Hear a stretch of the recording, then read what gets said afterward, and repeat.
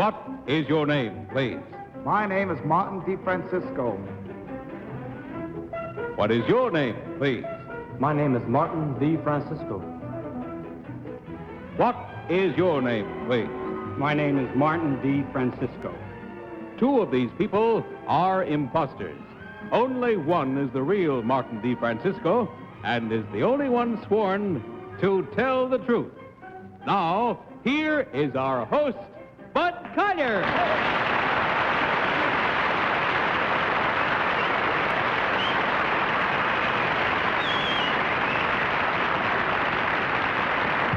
Thank you very much, and welcome once again to Tell the Truth, brought to you this week by Camel Cigarettes. Now may I introduce our panel. First, Miss Polly Bergen. Next, Mr. Don Ameche. Then Miss Kitty Carlisle. And finally, Mr. Tom Poston.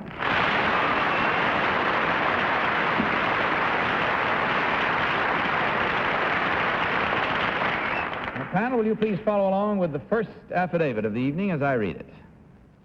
I, Martin DeFrancisco, a sergeant in the United States Air Force, am highly trained in the art of self-defense. Presently, I am an instructor of Judo to Strategic Air Command combat crews and hold the rating of second-degree black belt. Besides Judo, I am also a samurai sword expert, and am the only American to hold the highest degree in this ancient and difficult art of Japanese swordsmanship.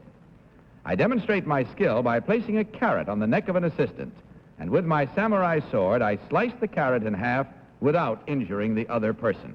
Signed, Sergeant Martin DeFrancisco.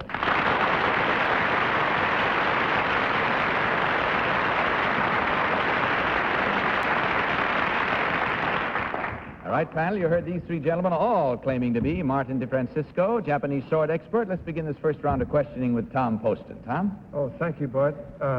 Number 3, can you tell me what does hoita mean? Hoita? No? I'm afraid I don't know that. Do you happen to know number 2? Afraid I don't know. Number 1, do you perchance know what hoita means in... Hoika sounds like the yell given to loosen your muscles.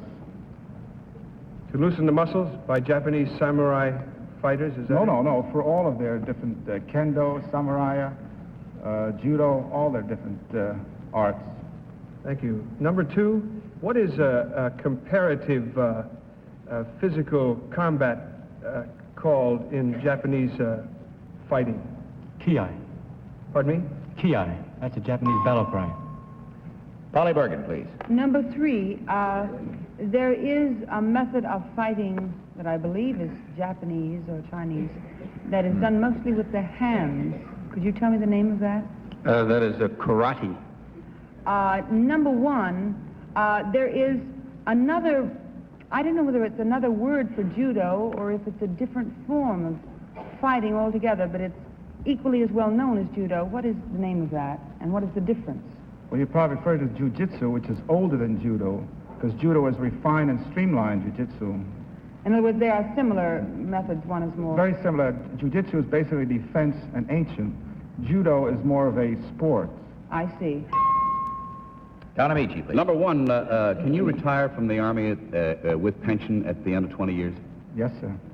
Number 2, what would your pay be? What percentage of your pay would you get if you retired at the end of 20 years? Afraid I don't know. Number 3. 3/4. What? At the end of 20 years? 1/2, I'm sorry. 1/2, yeah. Number 1, what would you retire? What would your pay be retired if you stayed in for 30 years? The 30 years... Percentage of your pay. It's 3/4, sir. Number 2, how old is judo? 3,000 years. Number 1, where did the name samurai... number 2, 3, where did the name samurai come from? I'll get Samurai is an ancient Japanese name for the swordsmanship, of the art of swordsmanship. Kitty? Number 1, will you spell samurai, please? Samurai, S-A-M-A-R-A-I. Will you spell it, number 2? SAMURAI. Is that what you say, number 3? Yes. Number 1, can you tell me how heavy a person can, in other words, a very heavy person can be thrown by a light one in judo, right? Yes. What is the proportion? How heavy a person can be thrown by a very light one? There's no limit. No, anybody. Anybody. Anybody.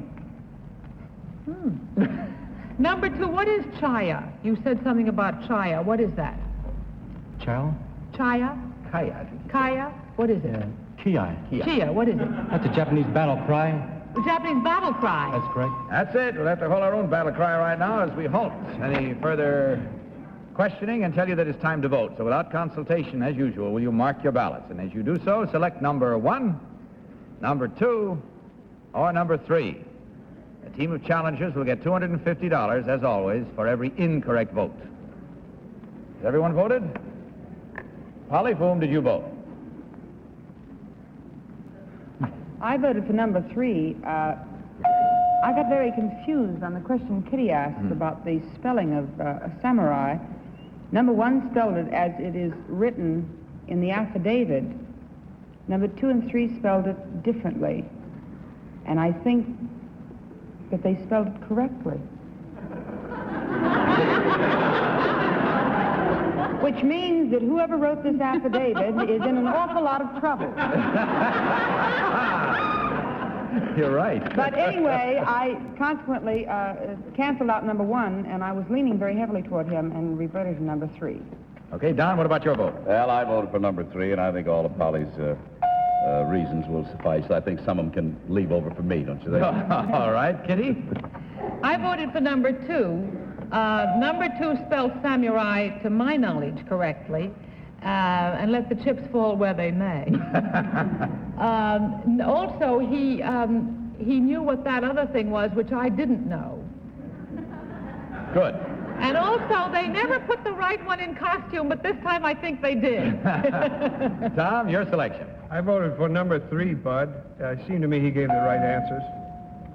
More correct answers. All right, there we have it. The way we have voted, you have seen, and if you're voting along with us at home, let's see how well you made out. This is our moment of truth, as we sometimes call it, as we discover which one of these gentlemen is the real Japanese sword expert. So will the real Sergeant Martin DeFrancisco please stand up?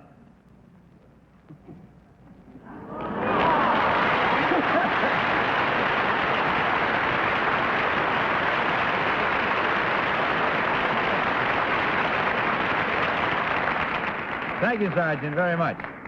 Number 1, would you tell us your real name and what you really do, please? My name is Connie Saloyanis. I'm a reporter for the New York News. You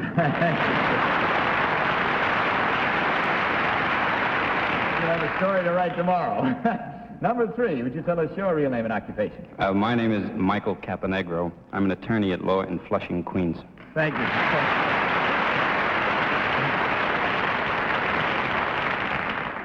Now, I know that we're all very anxious to see Sergeant DeFrancisco demonstrate his great skill, so... It's according to who he's going to demonstrate it. Well, I'll tell you. we have asked his buddy, who sometimes... Oh, well, that's works with all him. right, then. Would you like to volunteer in his place? Sure, Don't lose your head, Kitty. Don't lose your head. Master Sergeant Norman F. LeBar of Fairchild Air Force Base, Spokane, Washington, is here to help us.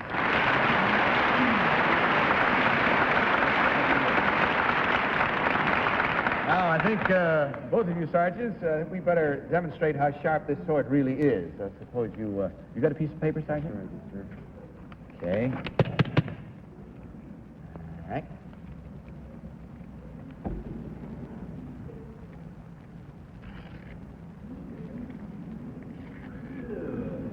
That's pretty sharp. All right, sir. Now, what is going to happen is Sergeant LeBar is going to kneel out there. And you wanted a carrot, I believe. I have a carrot here for you. To show you it's a real carrot, I'll break it in 2 pieces so you can see it's a real honest-to-goodness carrot. Now, the sergeant is going to kneel. One sergeant is, LeBar. Sergeant DeFrancisco will place that carrot under his collar and along his neck. And what he will do is, with a single swipe of the sword, at one point he judges the right time, he will cut the carrot without cutting anything else. Now, I'm going to ask you... I hope he cuts better than our fellow spells. I'm going to ask you all now, please. I'm going to ask you all for absolute silence, please.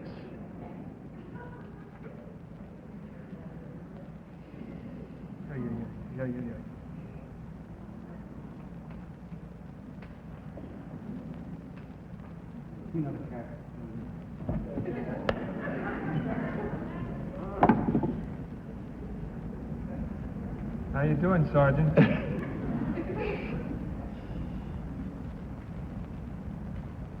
There we are. Clean one. Come on. Thank you, Sergeant.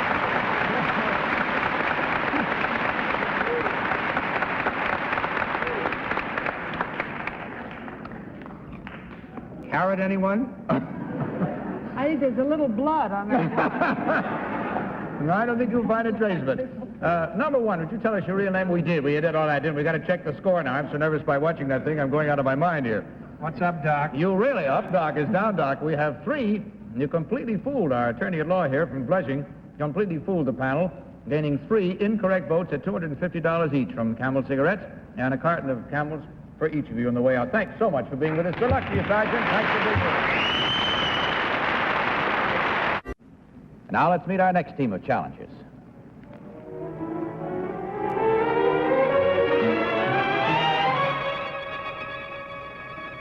What is your name, please? My name is Barbara McIntire. What is your name, please? My name is Barbara McIntire. What is your name, please? My name is Barbara McIntire. All right, panel, will you follow along with your copies of this affidavit? I, Barbara McIntire, am a licensed real estate saleswoman. Although selling real estate is my profession, most of the excitement in my life lies in another field. I play golf. I learned the game as a child, and by the age of 15, I competed for the national championship. Since then, I have won several important golf titles, including the honor of recently being named to the 1960 United States Curtis Cup team, which leaves tomorrow for England. I am the United States Women's Amateur Golf Champion. Signed, Barbara McIntire.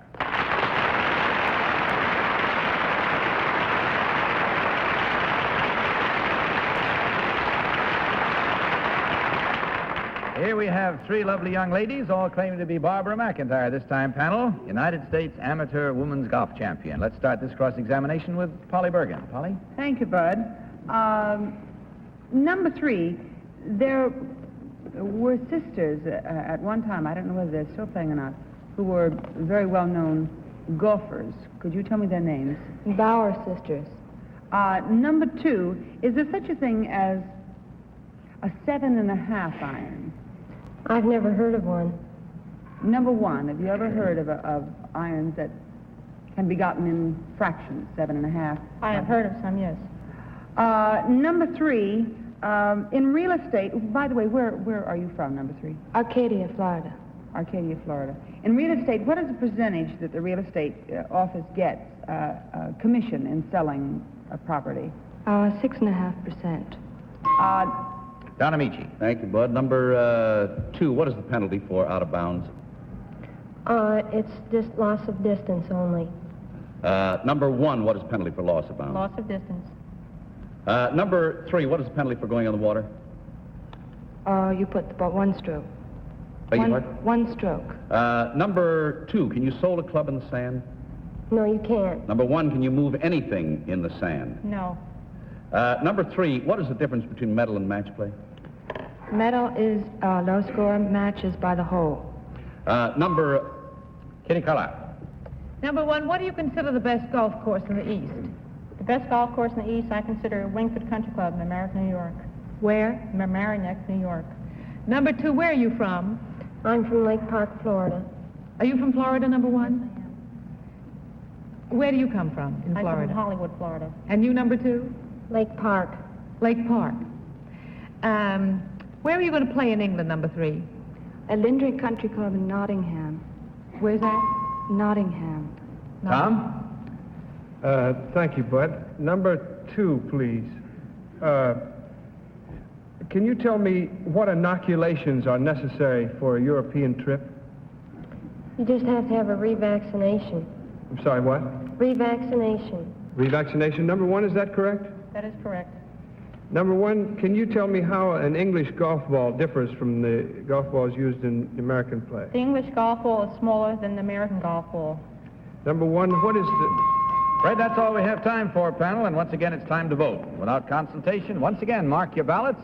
Voting for number 1, number 2, or number 3. All ballots marked? Okay. Polly, for whom did you vote this time? I voted for number 1. She knew that golf clubs can be made up in fractions. The professionals do have them made up that way. That's really the only reason why I voted for it. It was between her and 3, because number 2 didn't know about the fractions. And I just chose number 1. Okay. Probably Don? wrong. I vote for number 1. It's pure guess. They either are very well coached or they're all have played a lot of golf, one or the other. I don't know. Kitty, what is your vote? I voted for number 1. She had the very serious air of a champion. And Tom, which one do you think is the real one? I also voted for number 1. We'll see. Unanimous right down the line. Yes, as Tom just remarked. Let's see, as we discover which one of these 3 ladies is the real United States amateur golf champion. So will the real Barbara McIntire please stand up?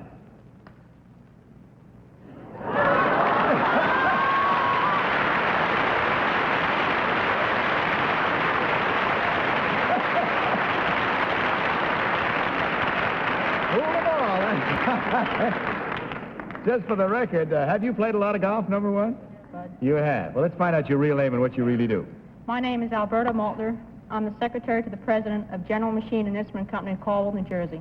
Thank you. Now, number 3, your real name and what you really do, please. My real name is Dee Gentner, and I'm a children's photographer and a model.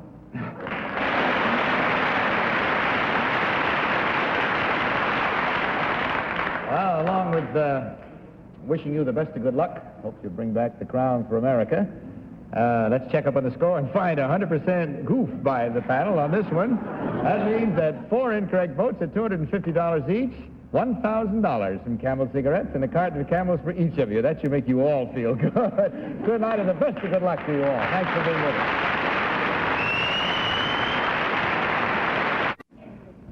Next order of business, our 3rd team of challengers panel.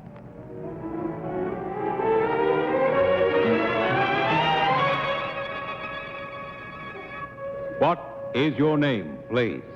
My name is Gaston De Gros. What is your name, please? My name is Gaston De Gros. What is your name, please? My name is Gaston De Gros. Once again, will you follow along with your copies of this affidavit? I, Gaston De Gros, am a seagoing man.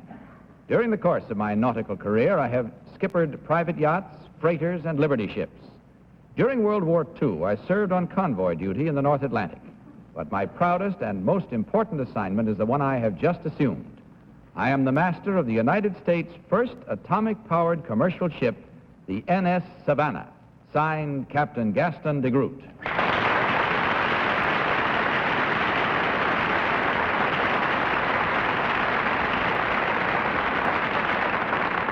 3 gentlemen this time, all claiming to be Captain Gaston De Gros, skipper of the first commercial atomic ship. We'll start this round with Kitty Carlisle. Kitty? Thank you, Bud. Number 1, can you tell me who owned the yacht Nur Mahal? Vincent Astor. Number 2, can you tell me who is the skipper of the Triton? I don't know. Do you number 3, the skipper of the Triton? I don't know. Number 1, who is the skipper of the Triton? Beach. Number 2, are there any special precautions taken on board your ship? Yes. Number 3, are they allowed to smoke on board your ship? Yes. They are. Number 2, what does NS stand for? Nuclear ship. Nuclear ship. Right. Number 1, what are the special precautions? Can you tell me? Additional shielding. Instrumentation. Do you carry passengers? Yes. Tom? Thank you, Bud. That was great, Kitty. Number 3, could you tell me what is luffing? I don't know, sir. Number two, is there a problem of disposing of waste on your current assignment? There's no problem. There's no problem? What No. does atomic fuel consist of in your craft, sir? What does the fuel on your craft consist of? Number 2. that's up to my chief engineer. Oh, number 1, what in sailing ships, what are sails called? Oh, you have various names. No, I mean generally, sails are referred to as I don't recall any particular term. Thank you. Polly? I have an old question that I have to ask again. Number 3, what are knees? In a ship, I mean. They don't have them in nuclear ships anymore, Polly. Well, I know, but it said that he did all these other things, so I thought maybe he might. Do you know? Not present. I have nothing like that. You don't know, sir? No. Number 2, do you know? We don't use that terminology anymore. Oh. Well, I know, but do you know what the terminology means, sir? Well, the last time I heard it was 15 years ago. I see. In other words, you don't know what it means, I don't right? think so. All right. Number 3, the first atomic-powered submarine just completed a trip around the world, I believe. How many men were on that crew? Number 3. 46, I think. Number 2, Number 3, how thick is the covering around your power unit? Inch and a quarter, I think. Number 1. 2.5 inches. Number 2, what is the measure of power in atom-powered ship? Like horsepower in a train, let's say, diesel engine train. It is horsepower. It is horsepower? Yes. Number 3, what is the horsepower of your ship? We don't know that. Engineers know. I beg your pardon? Engineers know that. He said, we don't know that. The engineers know. And it's time once again to vote. And as you do so, will you mark your ballots for number 1, number 2, or number 3? Has everyone voted?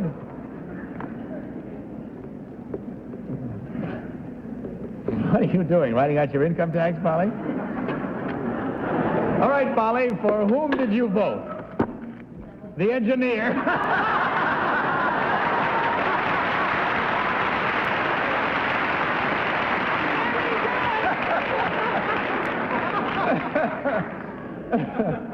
I voted for number 1. If it isn't number 1, God help our country.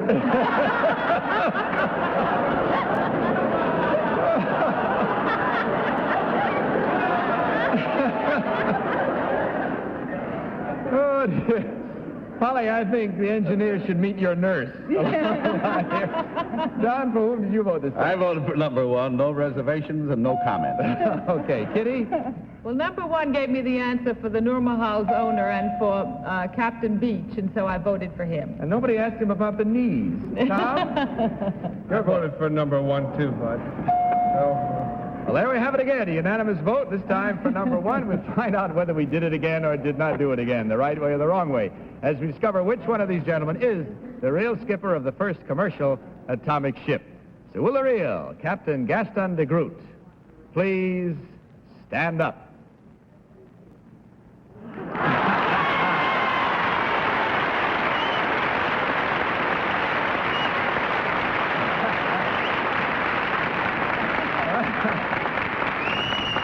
Covered yourselves with glory that time, panel. You came back hard and fast and very well done. Thank you very much, Captain.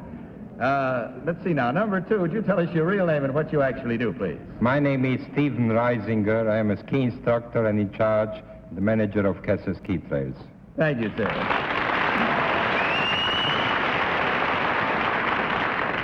And number 3, would you tell us your real name and what you do? My name is William Johnson. I'm president of the American Flagpole Equipment Company. We make flagpoles.